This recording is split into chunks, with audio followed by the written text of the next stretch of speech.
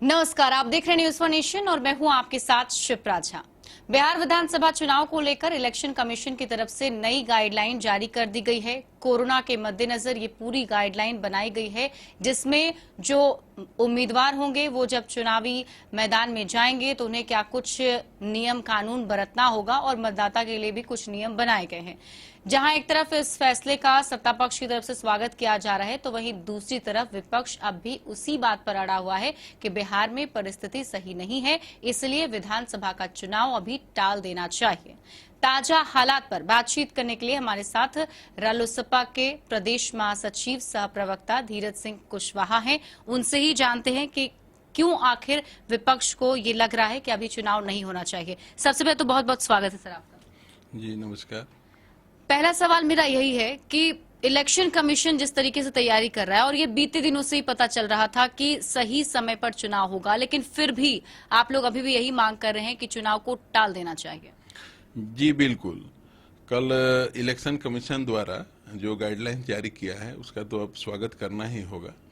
और सरकार शुरू से ही पक्षधर थी समय पर चुनाव कराने के लिए। एक तरफ से बाढ़ है, एक तरफ से कोरोना चल रहा है, और बिहार के जितने भी प्रवासी मजदूर हैं, आप देख रही होंगी शिप्रा जी कि जिस समय 5-10 करके केस शुरुआती दौर में कोरोना का मरीज जो मिल रहे थे भारत में, तो उस समय हमारे बिहार के जितने भी प्रवासी मजदूर हैं उसको मारा गया, भगाया गया, नौकरी से निकाला गया, लोग सड़कों पर मरे, प्रशासन द्वारा टर्चर किया गया, रेल के पटरियों पर लोग मरे।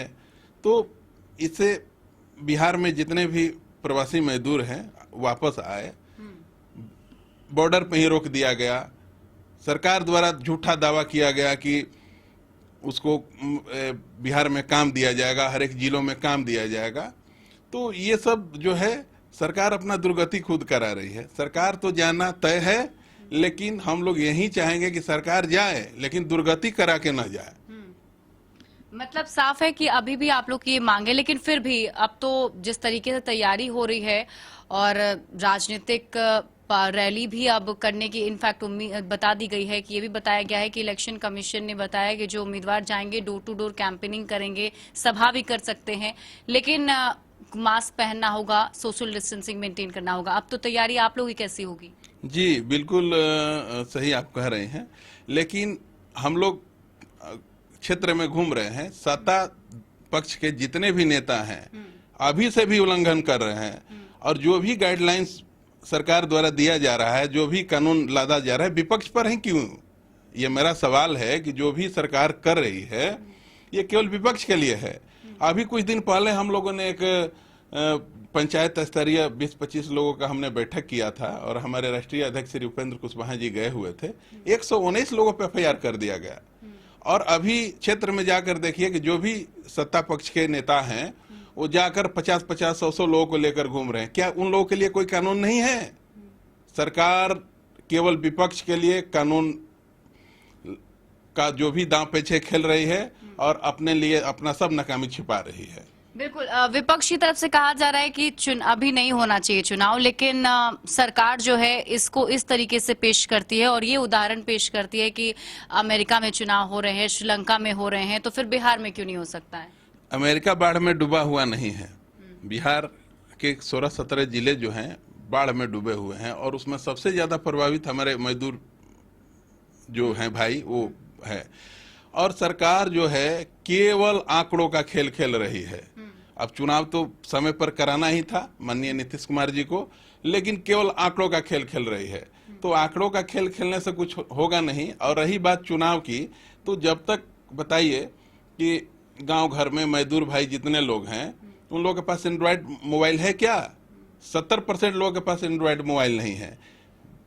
जितने भी NDA गठबंधन जो है ये पार्टी अपना प्रचार कर रही है वर्चुअल रैली से, जब तक एक्चुअल रैली नहीं होगा तब तक कुछ होने वाला नहीं है। और जो भी गाइडलाइंस होगा, क्या आप बताइए, जब चुनाव होगा, जब बूथ पर लोग जाएंगे, क्या सोशल डिस्टेंसिंग का पालन किया जा सकता है? इतने भारी मात्रा में लोग आते हैं।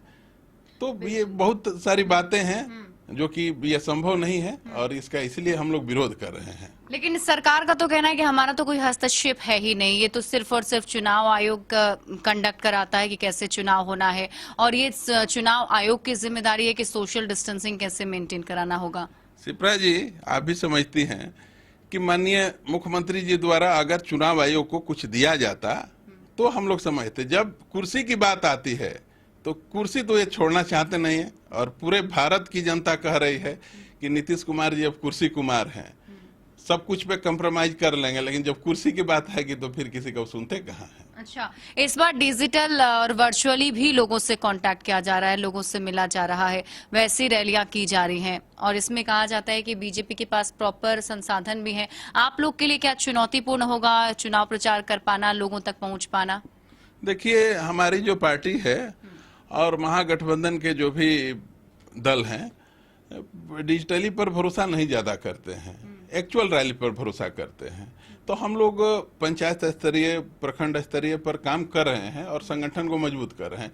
और हमारी जो पार्टी है रालोसपा, वो पूरे 243 सीटों पर कार्य कर रही है, ताकि सहयोगी दलों के जो भी प्रत्याशी जाएं तो उसको जिताने का हम लोग काम करें।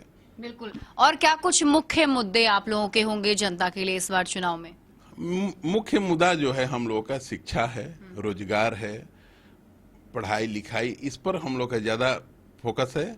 और हमारे जो भी बिहार के युवा साथी हैं उन लोगों के लिए रोजगार मिले, बाहर न जाना पड़े, यहीं पर रहकर इंडस्ट्री भी आए, बाहर लगे। तो बहुत सारी मुद्दाएं हैं, लेकिन मेन हम लोग का फोकस यही है। जी, अब बिहार विधानसभा चुनाव में जो है नीतीश कुमार के लिए अगर कोई मैसेज आपको देना पड़े हमारे चैनल के माध्यम से, तो क्या एक मैसेज आप देंगे इस बार चुनाव को लेकर? मैसेज तो हम नहीं देना चाहेंगे, लेकिन यही हम लोग का है कि जनता ने तय कर लिया है कि माननीय नीतीश कुमार जी आपकी सरकार जा रही है। जाइए, प्रेम से जाइए, दुर्गति करा के ना जाइए।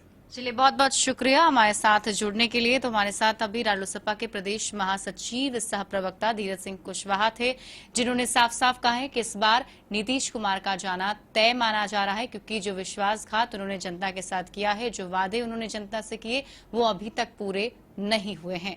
ज्यादा अपडेट के लिए आप जुड़े रहिए न्यूज़4नेशन के साथ। नमस्कार।